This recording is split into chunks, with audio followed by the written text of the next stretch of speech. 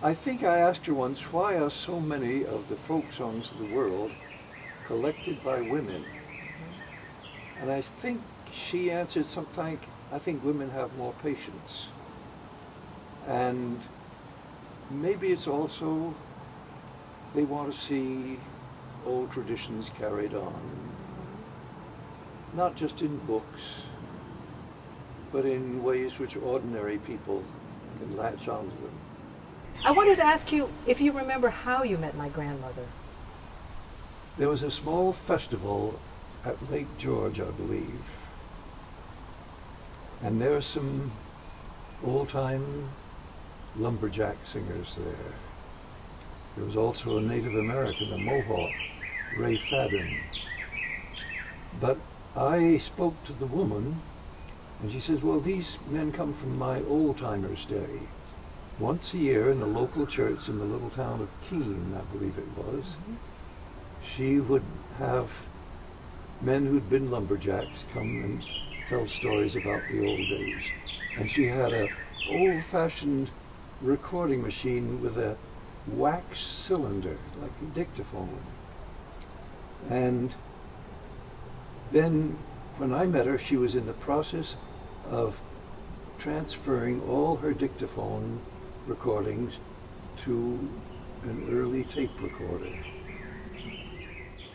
So around what year would it have been that you met Marjorie? I met Marjorie Porter, I'd say soon after 1950. I'd been 52 or 53. And I'll never forget her independent spirit. She once said, anything I need a man for, I can pay him to do. How did you react to that? I laughed. In her own way, she was an early woman's liber. You know, I think you're right about that. Well, this is the astonishing thing about this country.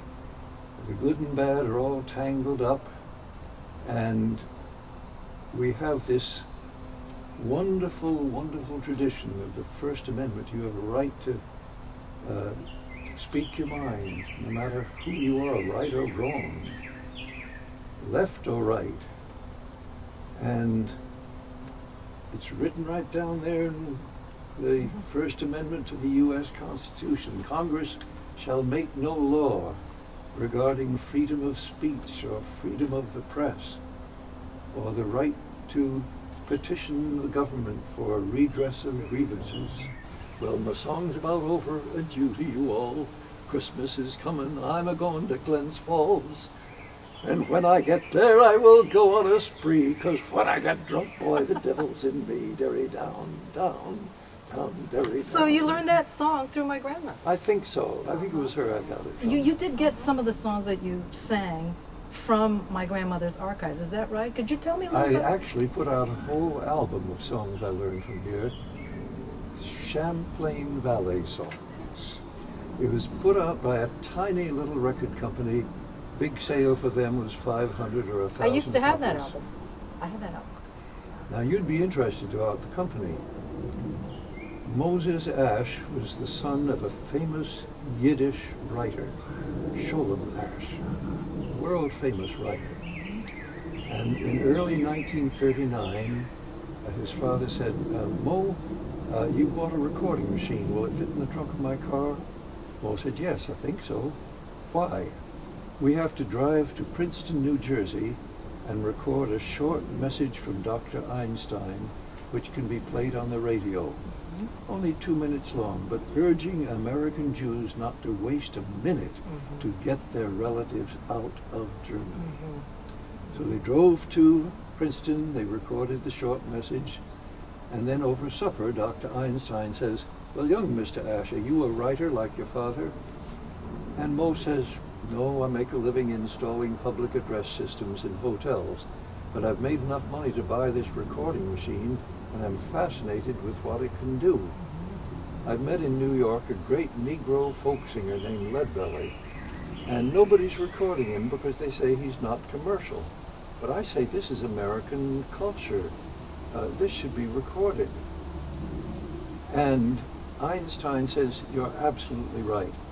Americans don't appreciate their own culture it'll be a Polish Jew like you who will do the job. I asked Mo, how many did you record, Leslie? He says, yes, I did. I only sold 100 copies the first year, but then they invented LPs. Now it's much easier to mail a record with nothing but one piece of cardboard. Before that, you had to pack 3 inches of sawdust around some shellac 78 RPM records. And in the next 40 years, he put out 2,000 titles. Every time I was in New York, I'd stop in to see him and say, Mo, I just learned a couple new songs. Want to hear them? So I put a mic in front of me, I'd sing them, then I'd be on my way. And great. 3 months later, out comes a new record. I made 60 LPs for it. I wonder how she got bitten by the bug to collect stories and songs. Do you have any idea? All I know is that I don't know how she got collecting, but throughout the world, not just this country, some of the best collectors of old songs have been women. I don't know exactly why, maybe because they're interested in old traditions and want to preserve them. I think Marjorie Porter said, I think women have more patience than men.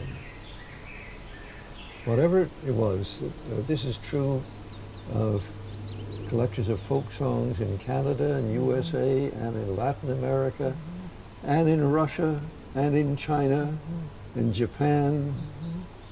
It's often the women who will take the time to write down some old songs and say, well, at least I'll put them in the library someplace.